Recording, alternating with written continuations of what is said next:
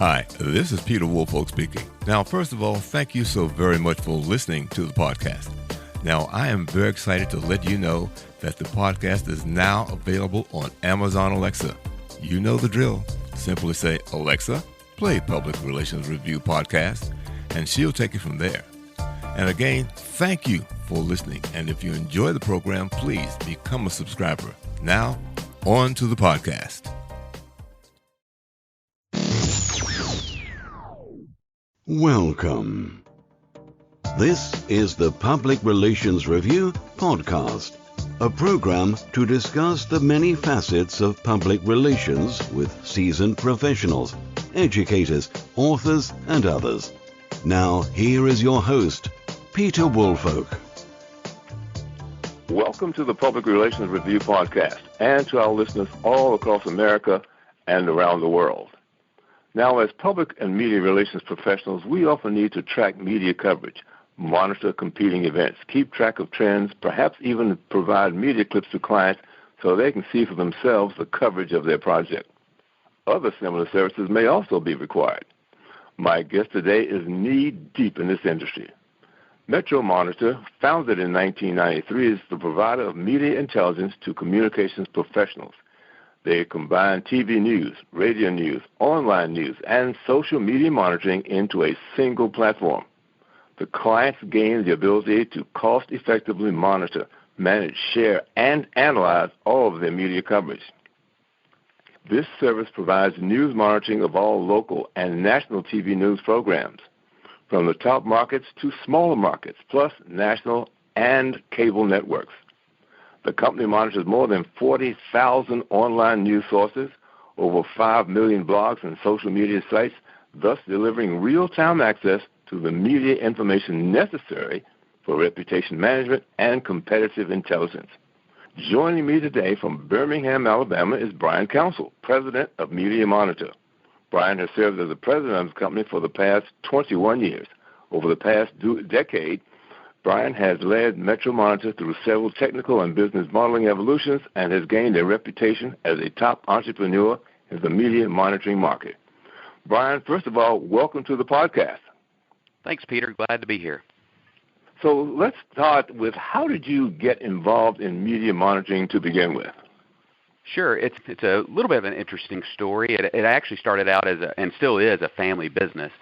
My dad was always in public relations, and it's kind of the business I grew up in, communications, public relations, and he actually needed a service like this for his clients. When he would get them in the media, local news in particular, he needed a way to showcase the coverage that he was able to garner for his clients. So this business really started out with, say, 4 VCRs recording the local news here in Birmingham, and then a notebook of just keeping notes of what was said on the news was our first database.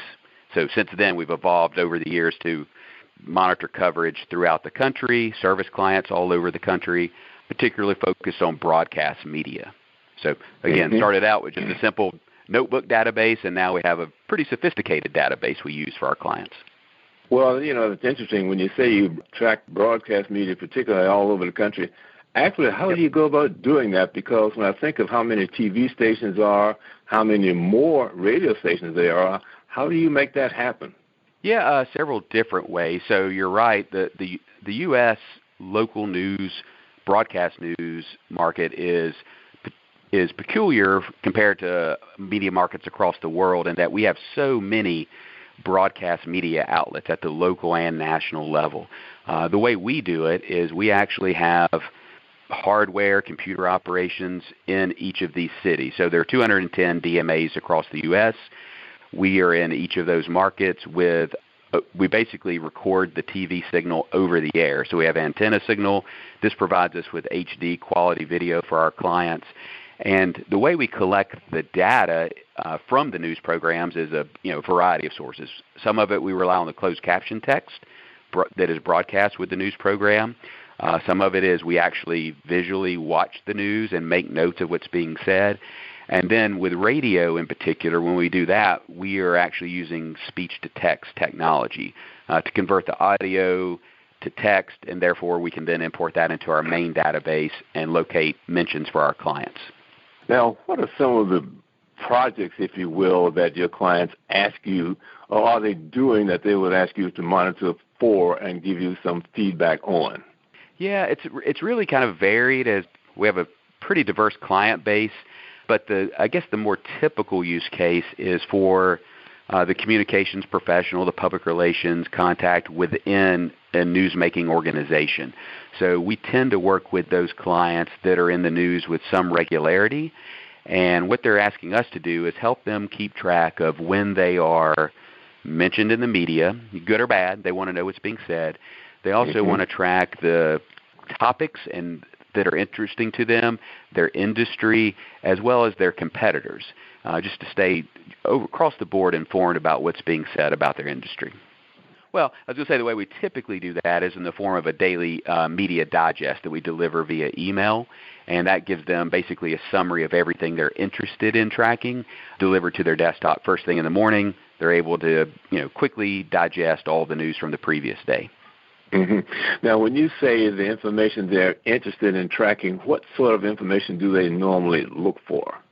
In terms of media types, they're looking at local news, so the ABC, CBS, Fox, ABC affiliates in a local market. They're looking at local radio. They're looking at local online content. And if it's a national client that wants content from across the whole country, they're able to do that.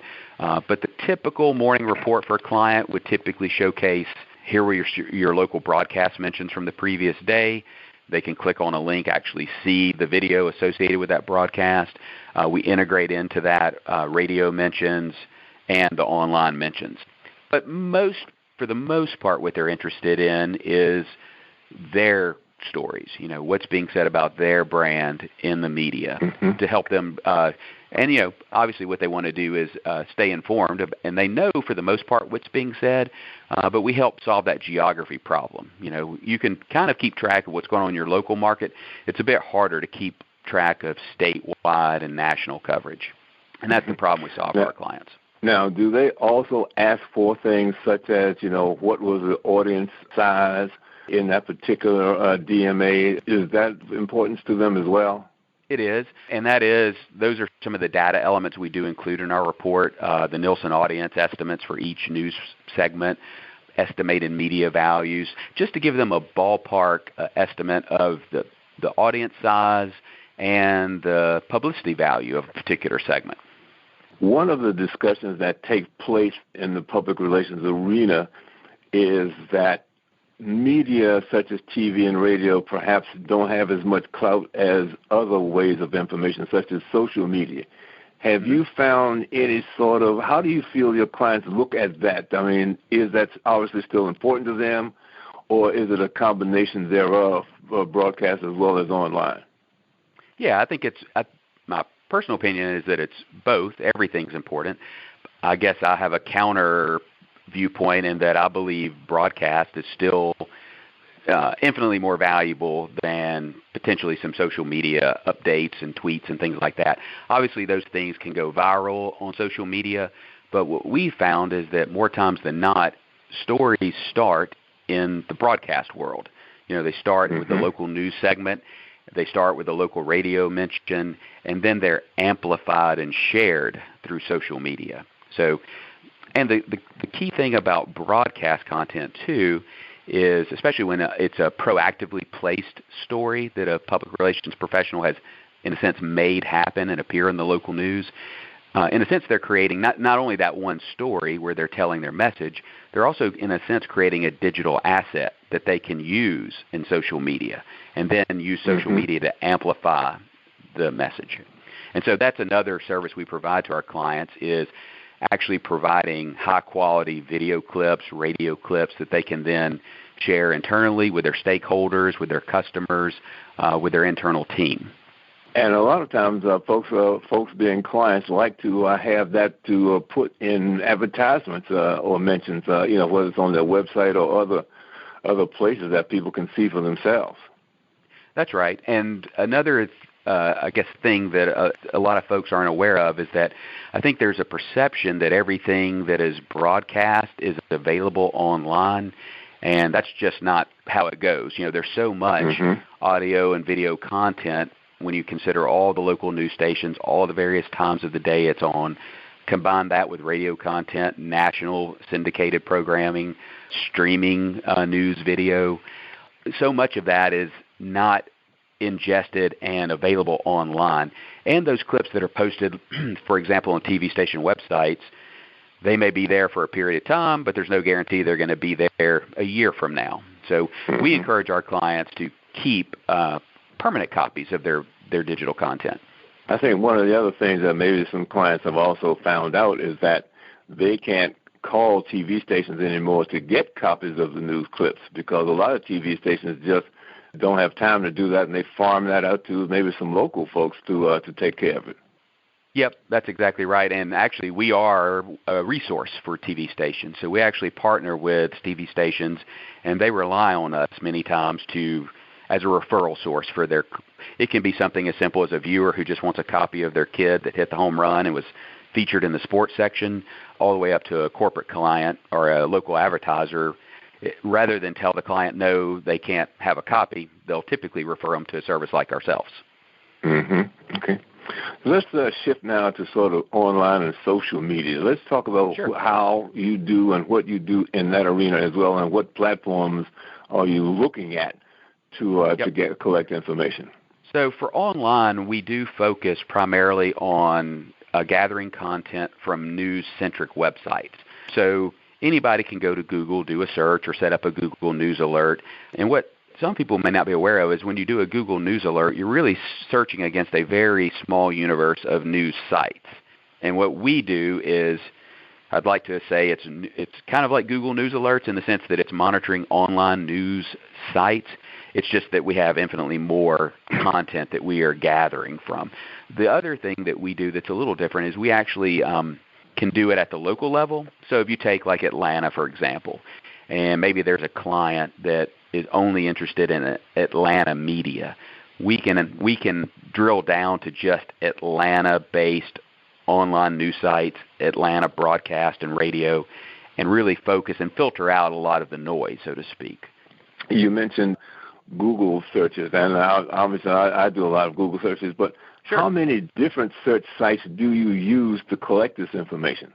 That's because it's something I never really thought about, that there obviously are other search sites, but I'm just not aware of them. So how many different ones do you use to collect that kind of information? Right. So it's not really, we're not really searching like Google, Yahoo, different search engines as much as building a very comprehensive list of news sites that are then, we basically are indexing those sites around the clock 24/7 and then ingesting that data into our databases from, a variety of sources. Some we scrape internally, some of that data we purchase from third parties to integrate into our service. So that's how we do it. But to our clients, it's all one aggregated database of, super focused on news sites. Mm-hmm. Well, in the intro, I mentioned the fact that you monitor more than 40,000 online news sources. How do you do that? It's really through just technology. There's technology now that allows you to scrape internet sites.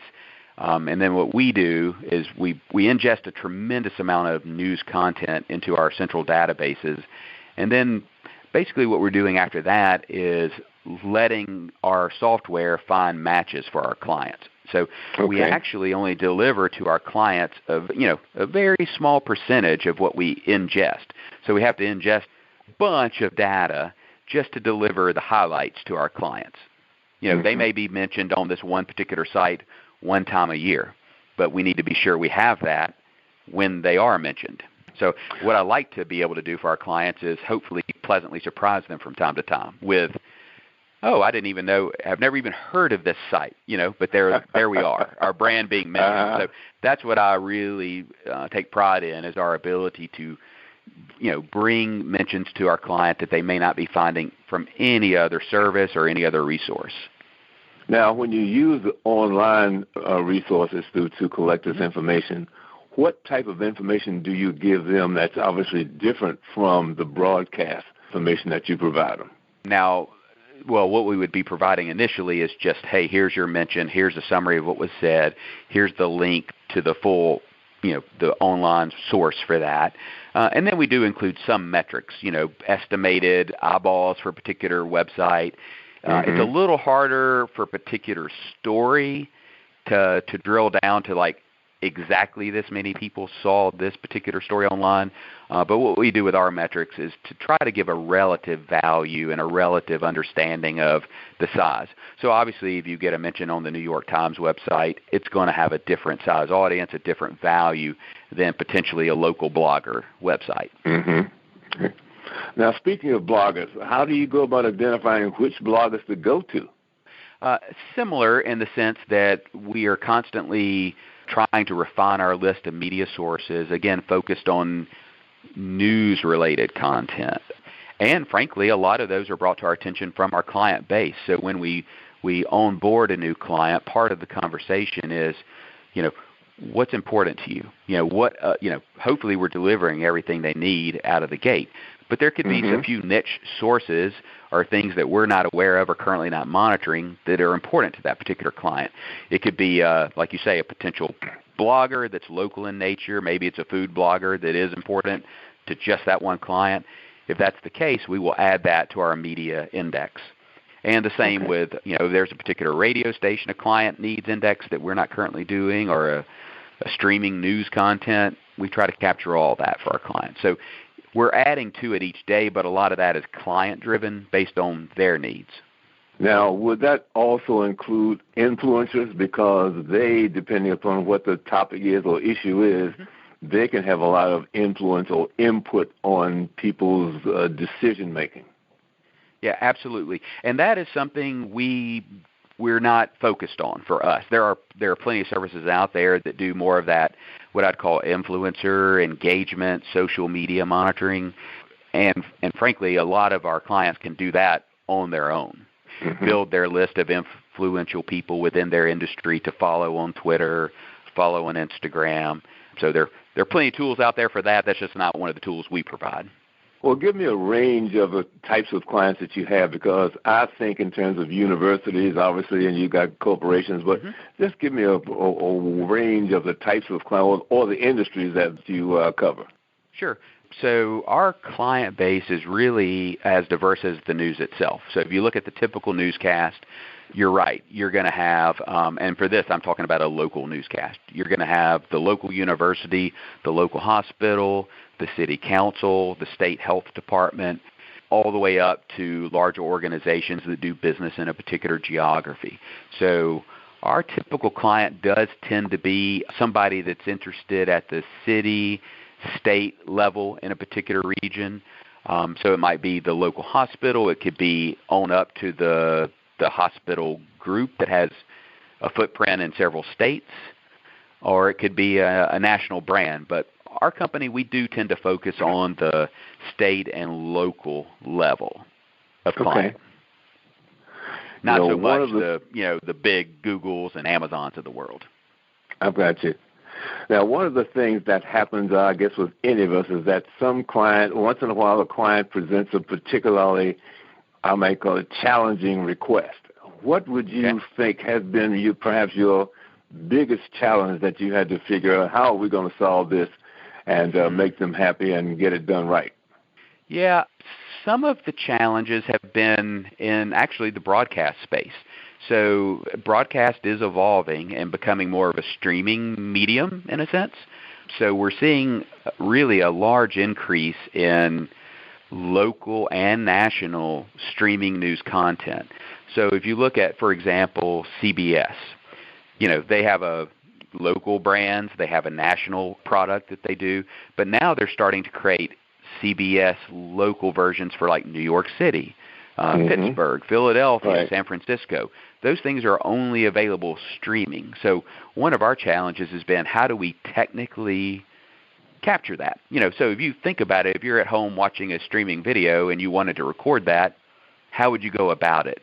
There's no consumer way to do it. So we've had to kind of invent our own technologies and methodologies for capturing streaming content, and then importantly converting that to text and content that we can incorporate into our database. So a lot of that has been on the recording side, and then also on the indexing side, converting audio to text, which we can then search against.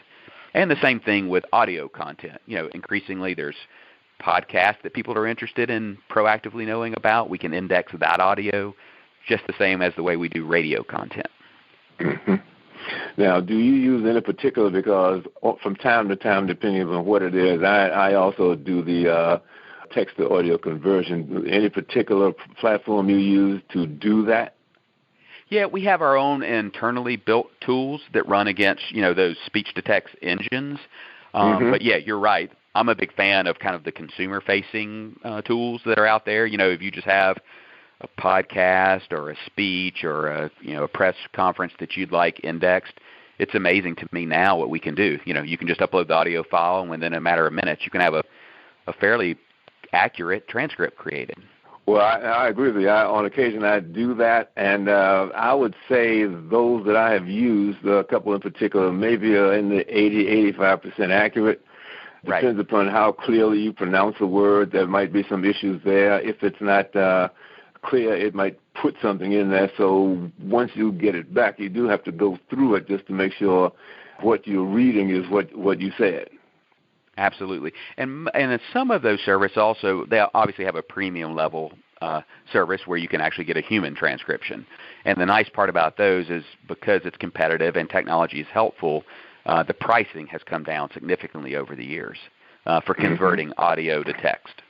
Now I ask you about your one of your bigger challenges. How about bigger successes that perhaps somebody obviously made a request of you and it went beyond expectations? What sort of success have you had in that arena? Well, I think our biggest successes have come on the broadcast side.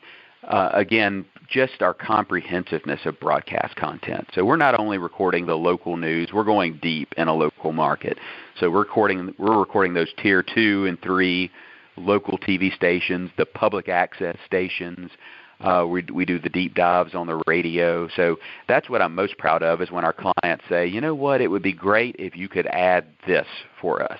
And it may be the radio station that has 2 listeners in a particular market. But the fact that we can actually find a way to receive the signal, get it recorded, get it indexed, and delivered to them. I know we're working on a project for a client in New York right now that they have a pretty big demand. They want a particular radio program. They need the audio delivered every day, by quick turnaround, and they need a transcript to go along with it. And we're able to, for just that one particular program, deliver that just to that one client every single day. Here's your audio, here's your transcript, and more importantly, we can archive that for them in such a way that they can go back and search against that content anytime they want. Well, Bryant, you provided us with an awful lot of information. Is there anything perhaps that we haven't covered that you think should be addressed? I don't think so. I mean, well, the only thing I would encourage, and I think obviously most public relations professionals know this, is to engage with a media monitoring service of some sort.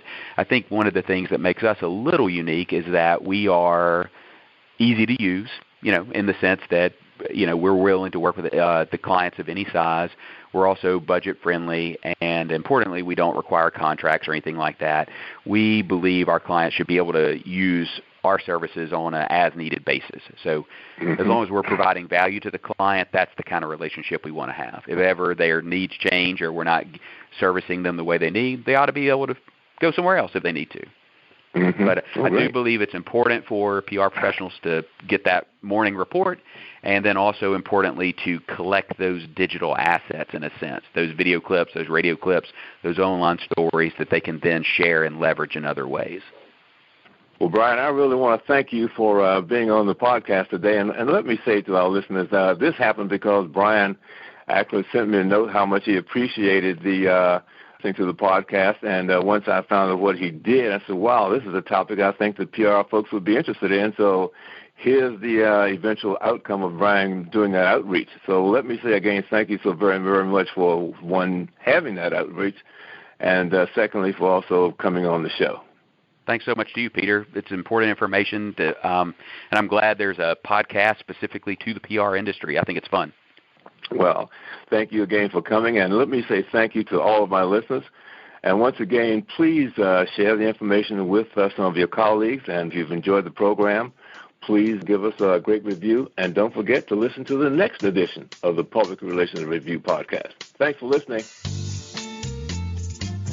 This podcast is produced by Communication Strategies, an award-winning public relations and public affairs firm headquartered in Nashville, Tennessee.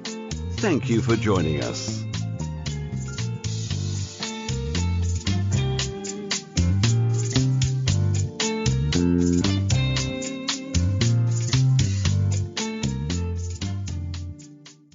Hello, this is Peter Woolfolk. First, let me say thank you so much for being a listener. Now, I want to alert you to our shiny new podcast website located at podpage.com. However, you can go directly to the podcast site located at publicrelationsreviewpodcast.com. There, you can contact me through email. You can leave a voice message. You can leave a review. You can read an episode blog and frequently learn about the podcast guests. You might also want to suggest podcast topic ideas or even suggest a guest. You can also let me know if you would like to receive our podcast listener logo that you can post on your social media. So I look forward to hearing from you about our new podcast website. Thank you so much for listening to the Public Relations Review podcast, and have a great day.